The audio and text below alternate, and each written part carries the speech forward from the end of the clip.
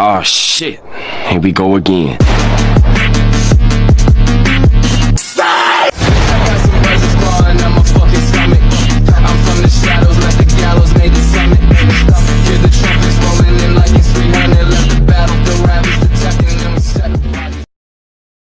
Ahoj, vítám vás u dnešního videa a jak jsme si řekli v předchozím videu, tak se sundala náprava a celá se nechala zrepasovat.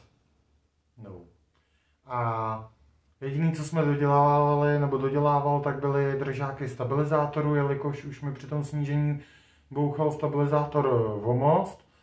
Nechtěl jsem jezdit bez něj, takže jsem si vyrobil nový držáky, jako pod nápravou nebo pod ramenem.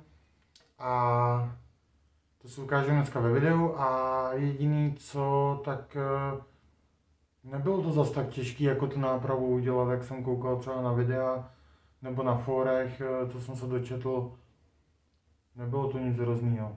Oproti třeba transportéru, kde se mění vrchní pouzdro v rameni, nebo pouzdro, čep, tak to byla celkem pohoda.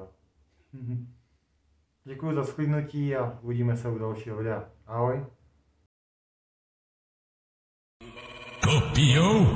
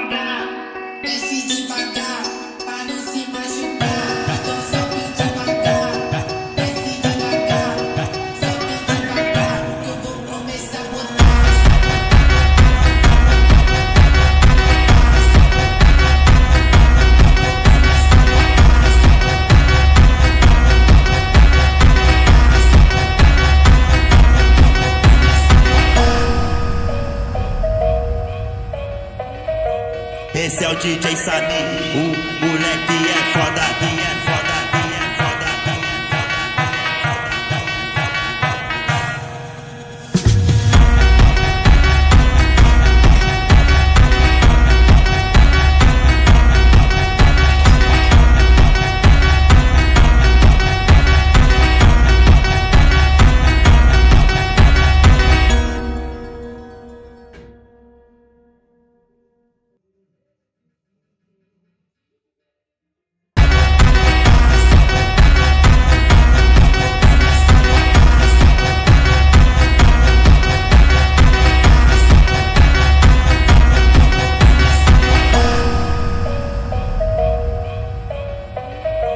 Esse é o DJ Sani, o moleque é foda,